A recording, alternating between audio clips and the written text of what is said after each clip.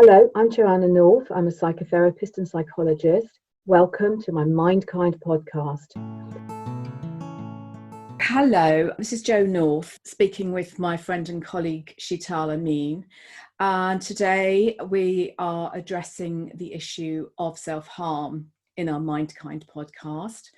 We're going to look at all the questions that parents bring to us and all the concerns and all the things we hear from young people on this matter, important area, because it's so very common these days and people are so very troubled by this. So hi Sheetal, it's lovely to talk to you. And I was going to ask you the question, and I guess I've got some answers, but I wonder what you think. When parents come to me and say, why is my child doing this? And they have a panic look on their face and they've become so afraid. And it's really hard to make sense of. And it's the most common thing. And I wonder if you have any thoughts on that immediately. Jo, it's really good to speak to you again. It's been a while. Well, thank you for inviting me to Mindkind podcast and to talk about this. And you're right. I think, as a practitioner and also as a parent, if you've got a child who's self-harming in some way, of course, it causes so much panic, doesn't it? And the feeling of helplessness. And often what kind of comes across from parents that I feel is that they want somebody to fix it. They want to make it go away. They want, of course, that the drive is to make their child feel better and not have to go through this hurt, not have to resort to hurting themselves in this way. I think that's really, really it, isn't it? That we get faced with that panic of what shall we do? And as practitioners, it's pretty uncomfortable. I think that it's more a case of what shall we know?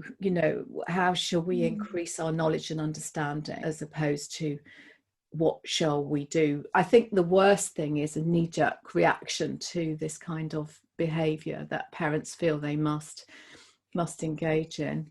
And so our first job really is with adults, isn't it? So let's just think there for a minute and then we'll perhaps think about young people, because I think adults just find a sort of blank space in their minds. It's just, what is this about and how can I stop it? And I suppose the answer is, more like, how can you engage with this and understand it? Do you think? Yeah. I think that's what is this about and how can I stop it? And it absolutely is about engaging and understanding. And I guess, when we're thinking about adults, I'm wondering and reflecting on both the parent, extended family members who may know or may have seen it and what their sense would be of it. And then you've got the professionals, the education system, or the teachers who engage and who are there with children sort of most of the day, how they deal with that.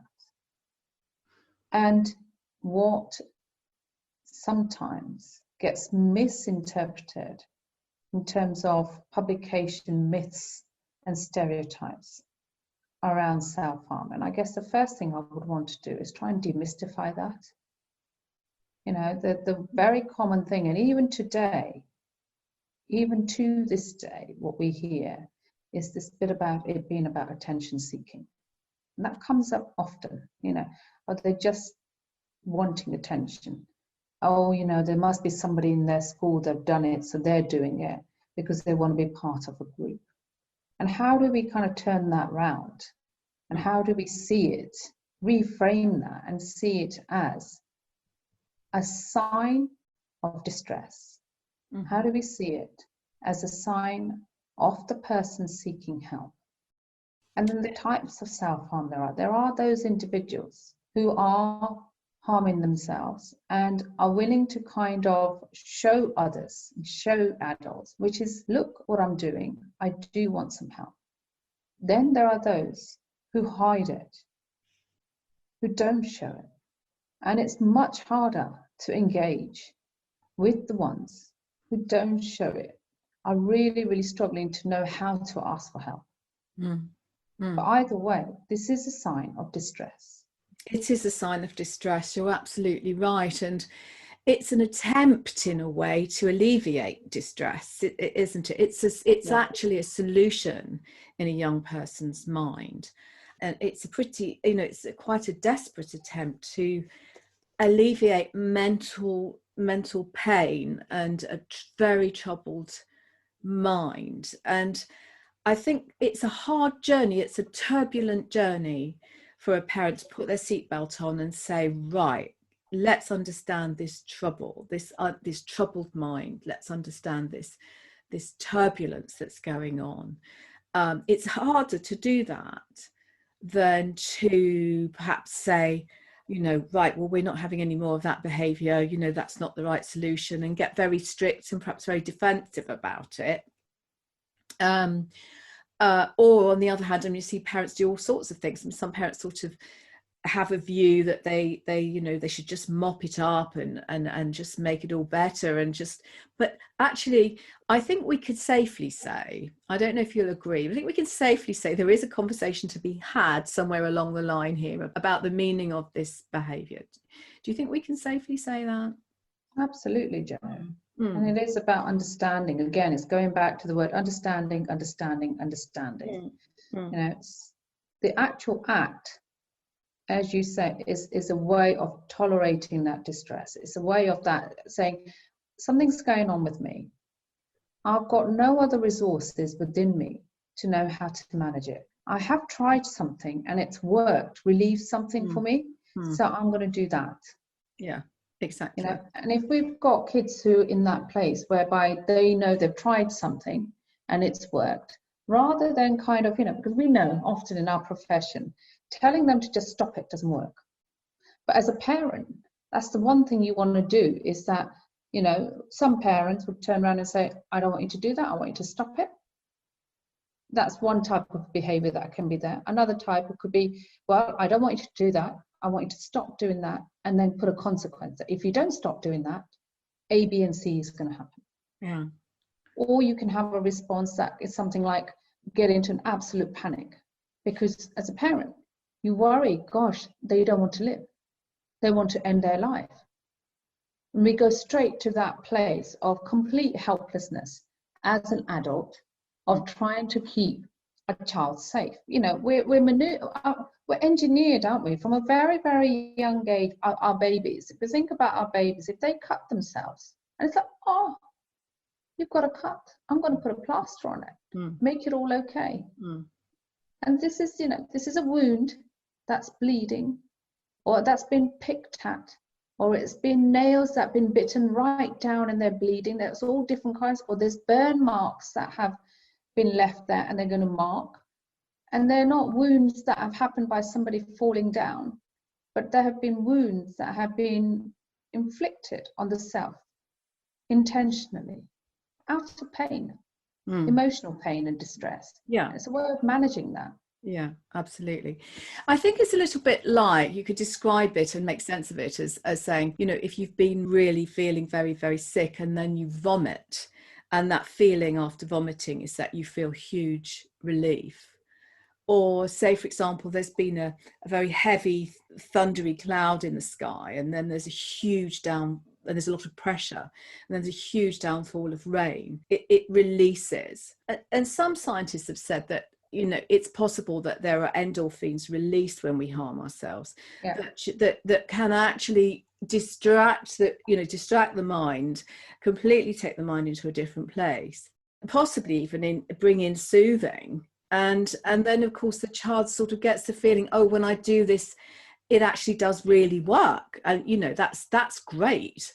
And then we get perhaps an addictive tendency. So we've got all sorts of things that can start to happen, haven't we? We've got the child might get addicted to that behavior, and that the parent and the child might get into a defeated cycle of negativity. And of course, if that happens, then the child will be in more pain. There's no doubt about that. So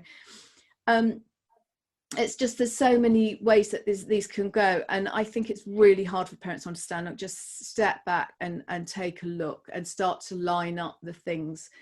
Where can you put your mind? Where can you start this conversation? I think that's the way to go. And perhaps, I guess, working with young people, we might be encouraging young people to start a conversation with us, because it doesn't have to be a, you know, it doesn't have to be a verbal conversation. It could be a picture or a collage or you know, or a piece of music or something, but as some way to start to communicate that experience that is so knotted and so hard to tease out, and it seems so impossible. But I guess it's hard to convince people that another way through is to verbalize and to externalize and to make clear and make sense of and be supported and contained in that terribleness, in that, for example, you know, stress that young people have, or I think stress more than anything, yeah. or the sort of depression that a lot of young people experience because they can't keep up with all the demands placed on them, or that their relationships perhaps are not buoyant in school and they feel sad, and their, you know, their growing identity is struggling to emerge. I think it's so much that can come out, and I guess for us, we're trying to find ways to maybe set free a conversation. Yeah, I mean, you know, I always find the conversations about self-harm quite interesting in terms of what's the perspective of an adult and what's the perspective of a young person to what's the perspective of a professional. And the continuum of self-harm, you know, when does one glass of wine end up being self-harming? You know, when do we get to a place of, oh, I'm just going to have one cigarette, to having a packet of cigarettes? You know, what is that continuum, and what's culturally and what's societally acceptable?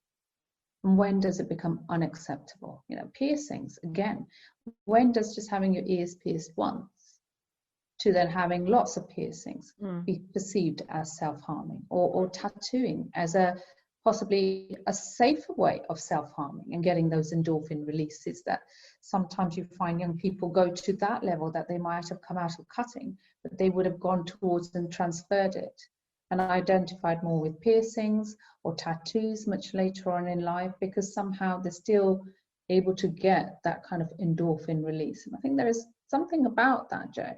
A lot of the young people that I work with, one thing that they say quite commonly is the idea of pressure and the pressure release that they get from cutting. And I'm talking about self-harming in terms of cutting at the moment. But as we know, Joe, there's so many different ways of self-harming. And then you've got sort of, you know, from young age, how children self-harm, to then how that evolves when they become adolescents, to how it evolves again when they're adults. It's all different ways of self-harming. And like we said earlier, you know, all the way from kind of skin picking to scab picking that, to, you know, biting your nails so far down that your fingers are bleeding, to hair pulling deliberately, but actually what's underneath it. And like you said, you know, depression. You've talked about stress, and I think stress is an absolute huge factor. It's a very, very crucial thing to discuss here. Anxiety, those senses of feeling out of control, leading to needing to do something. I can't control everything else that's going on in my life, but this is one thing I can control. And I can control it in terms of how I cut, the size of my cut, where I cut, if I choose for somebody to see it or not. I actually have a lot of control over this. But I don't in the rest of my life. The amount of self-harming behaviors and eating disorders that are rife in relation to adolescents who are experiencing academic pressure, you know, the amount of self-harming and eating disorders that have increased with the impact of COVID and lockdown, where they've experienced further social isolation.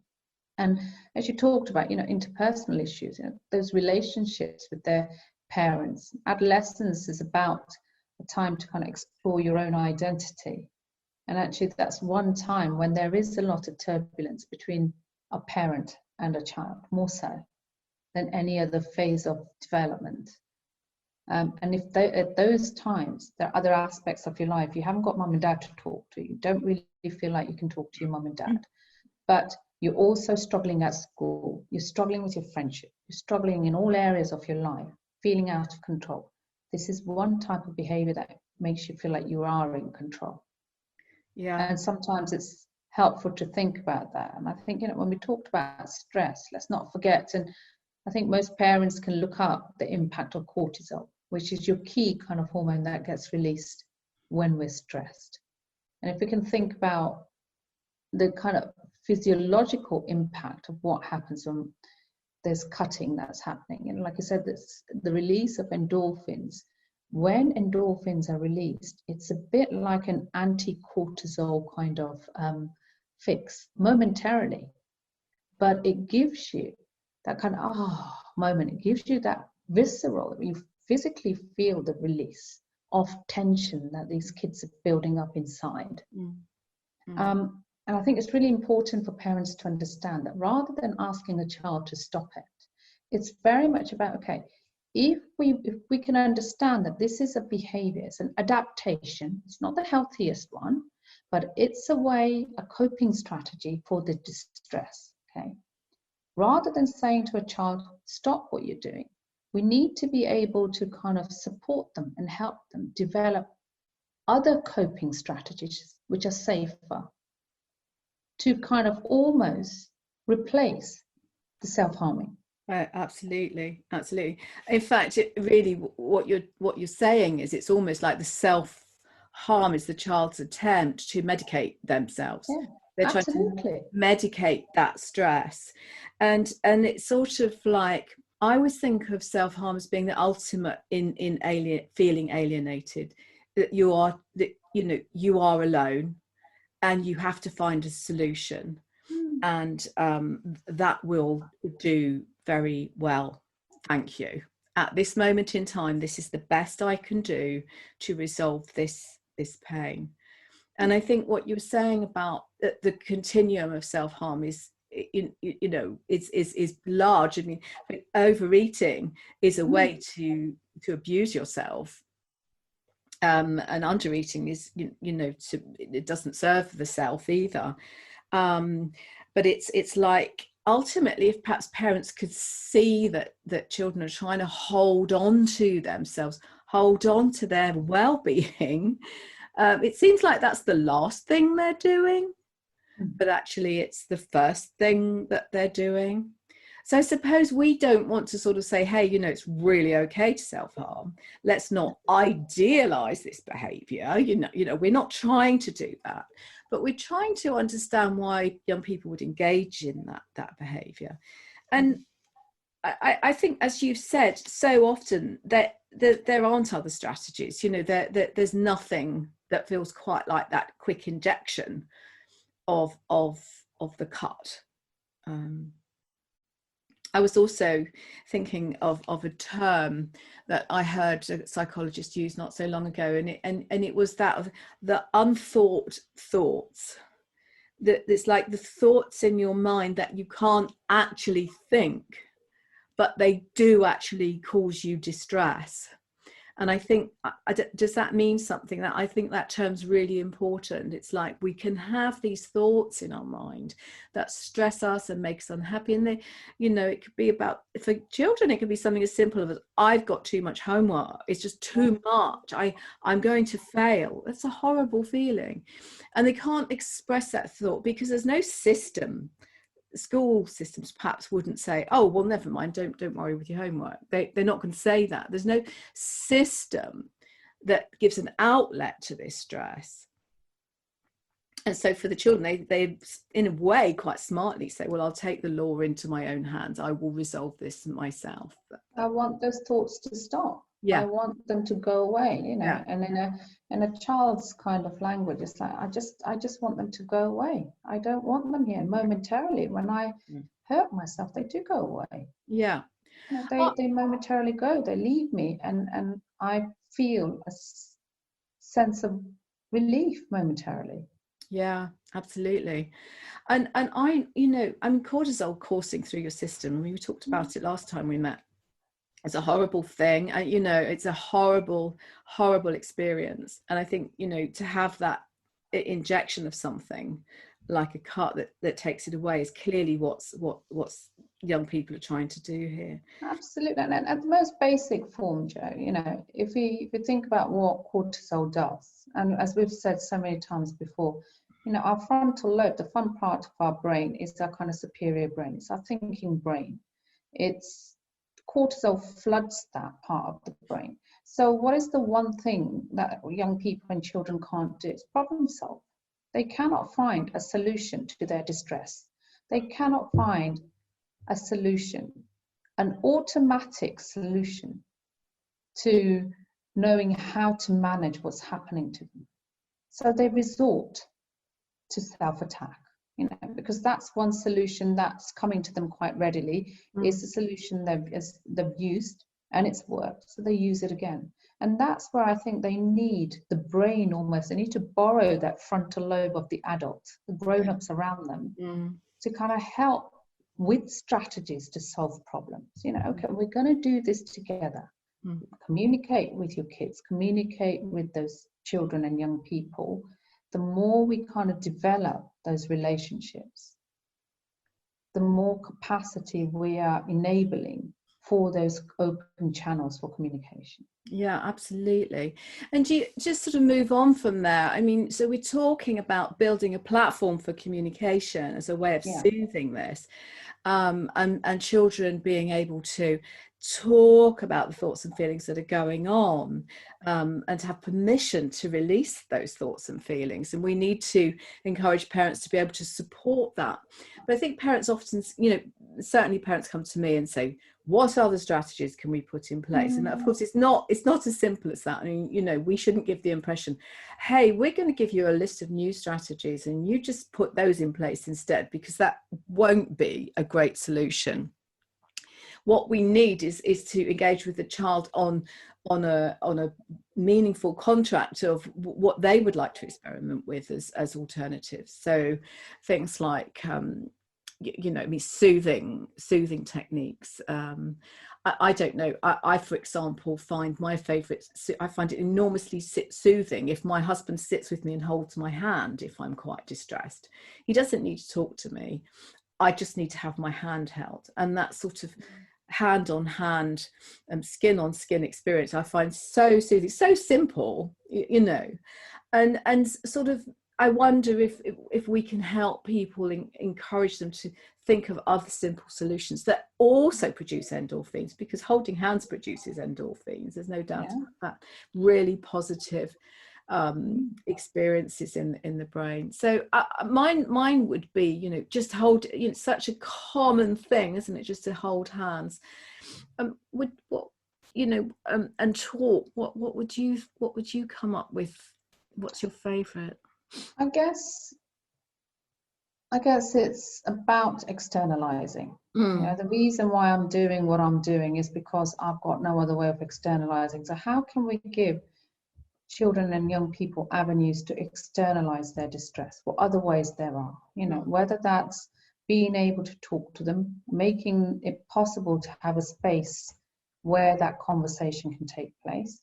But they may not want to talk to you, but they might find other ways to communicate with you. You know, how can nowadays, you know, the virtual world is the kind of new way it's the most common way for young people to engage. So, you know, can they send you a WhatsApp message? Can they send you a text message saying, hey mum, hey dad, I'm not okay? Even an emoji. Can we have some agreement on that? You know, journal writing. Having some kind of journaling, or giving them a way of doodling or mindfulness books that they can do. So these are all creative ways to externalize distress. Self-soothing is great. You know, having some kind of a soothing, even I talk to young people about soothe boxes, and what goes in these soothe boxes. And I often ask them about their senses and trying to create a soothe box that stimulates your senses. So something nice that they want to see, you know, and that they like. So it might be colors that they might like that soothes them. You know, we know that with visual perception that, you know, there are some colors that we identify which are more soothing than other colors. Okay, so looking at that, thinking about smells. Often young people, you know, and smells that do two things. One, can distract some of those thoughts, and smells that they need to be able to kind of calm themselves. And I think they're very, very different types. And the same goes with the taste too. So sometimes when you're feeling overwhelmed by your thoughts, what are some of the things that you might need to jolt you out of that thought? Because you want that thought to go away. You want it instantly to go away. What can you do? Well, what if you smell something really strong like obus oil or eucalyptus oil or peppermint? It's going to all, that's going to really kind of go woof, and it really kind of gets you out and jolts you. Or you taste something that does similarly, something that's really spicy, or like sucking a piece of lemon, or or a bit of mustard on your tongue, because it's going to really straight away have an impact on your senses and jolt you out of that thinking. So those kind of distraction methods are really helpful. And the other opposite side of that is, like you said, what can soothe through a sense? Lavender oil, sometimes rosemary. Some of the lavender works really well with sleep. So looking at but working out and planning with your young person or your child what works for them, because what might work for one child may not work for another child. So you've got to, again, it's about negotiating, planning, giving them those tools to use. Again, listening to music, how do we activate that sense? What helps? Do we watch some programs together that's going to help distract you? Because it's about distracting those thoughts when they're there. How do you use your touch? Like you said, holding hands, some soft blankets. Is it that when I have a nice warm bath or a shower, that really helps me with my self-care? Is it that when I use my favorite moisturizer or my favorite perfume, it does all of these wonderful things and it stimulates me and distracts me, makes me feel nice for the moment? Yeah. And pushes you into the soothing part of the brain. Absolutely. Those are great ideas. Yeah. So they release oxytocin. That's what you're trying to do. And oxytocin is one of our anti-stress hormones. It's a really important one. And touch, play, pleasure releases these feel-good chemicals, which are really, really helpful to kind of fight and deter against stress, which I think in our generation, in today's society, is in abundance for young people and children. The pressure they're under to perform and hit targets is immense. And I think for parents, the pressure to, again, provide means that they're always busy. So in terms of the amount of time we spend with our children and our young people, it's becoming minimalistic as days go on. I think that just about says it all. Really what you're talking about is coming back into the body, coming out of the stuck thoughts in the mind that are holding you there, because the mind will hold you there. It likes to be active and thinking, and using your senses to come back into your body. And we use the term grounding, don't we? You're talking about helping children and young people, and probably parents too, to ground.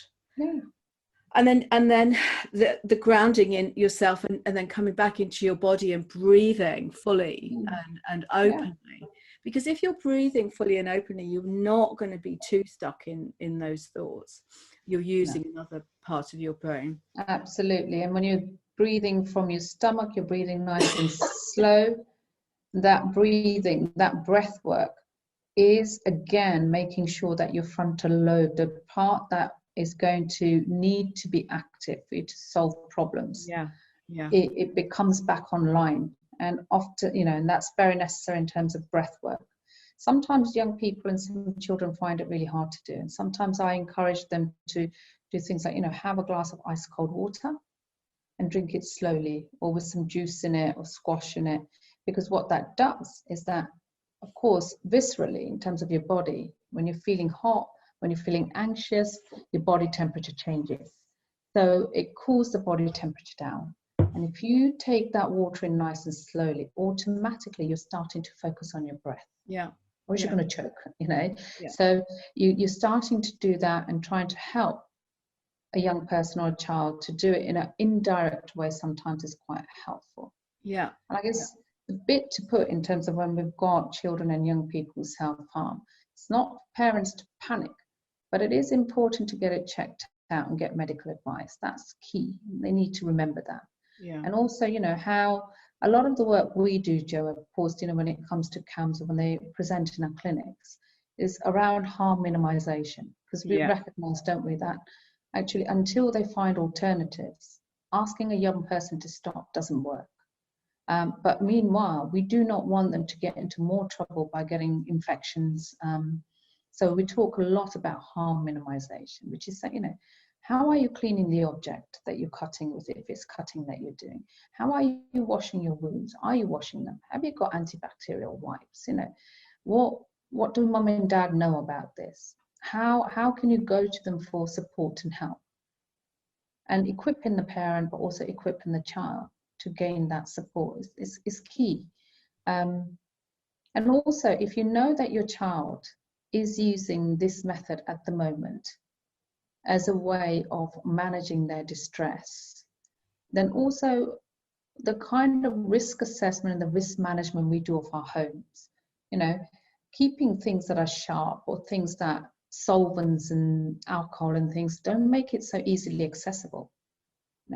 Put it in places whereby, and tablets, put it under lock cabinets, put it in places whereby it's really difficult for a young person to access. If your child or your young person's cutting, don't have shavers and razors lying around in your bathroom.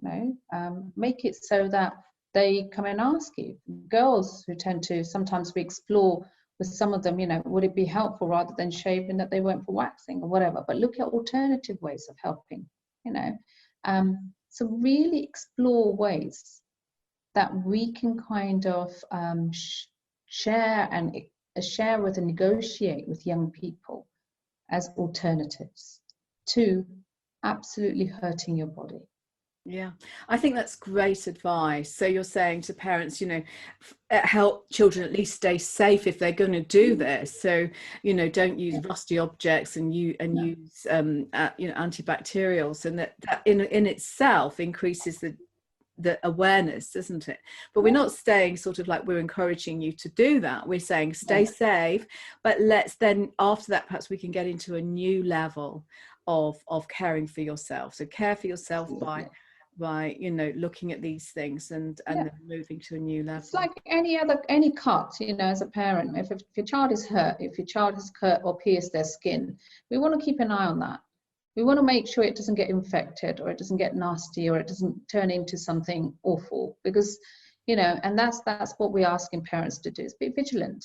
Notice your child, and if they are cutting and you're aware of it, help them look after these cuts, help them take care of it, because what you don't want is it going towards any kind of it becoming infected and septic and pussy and all of those kind of things, but that does not mean we're saying it's okay for you to do it, but you're very much giving a message. Yes, you've done it. I understand that at the moment this is one way you manage your distress, and the very nature of you coming alongside them, collaborating with them, helping them manage, that in itself is you and your child together finding alternatives to manage. Yeah. And the child feels, I've been seen by my parent, I've been validated by my parent, I haven't been shamed, my parent hasn't been punitive in their approach, they've contained me, I feel safe, and that shifts something.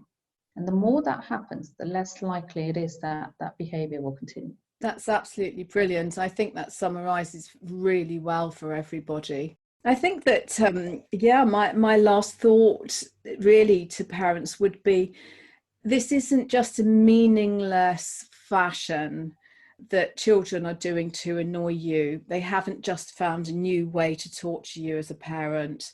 They are expressing something that has meaning. And I think then the things that you've said about getting alongside and supporting and traveling, I mean, because in a way we invite parents to do that all the time, don't we? Travel along, and support will always make a contribution to well-being. Absolutely, Jo, absolutely. And this is, I think, emphasizing that us having this conversation today is about the level of self-harm when parents are first noticing it. It's the level of self-harm that's superficial. It's not at the level where we've got young people needing stitches, young people needing hospitalization. That's not the level we're talking about at the moment. Today, we're talking about how parents can help support their young people and children to minimize So it doesn't get to that point whereby they're having to cut deeper or go to other extreme measures. And it's about catching it early, being able to do something about it, helping your child find alternatives as a way of expressing distress so that they don't have to continue to resort to self-harming. Yeah, absolutely. Absolutely. Sheetal, it's been great to talk to you today. And I know that this is going to be so helpful to parents. So thanks for your really great perspective from mental health services. And mine's more from a private practitioner's perspective. But I think together we've put together a good story there on self-harm. So thank you so much. And I look forward to our next conversation together. You're very welcome, Jo. Always a pleasure. Thank you for listening. We will continue to discuss this and other topics related to child mental health. So make sure you subscribe, and if you have any questions for future episodes, please email me. There is a link in the podcast description.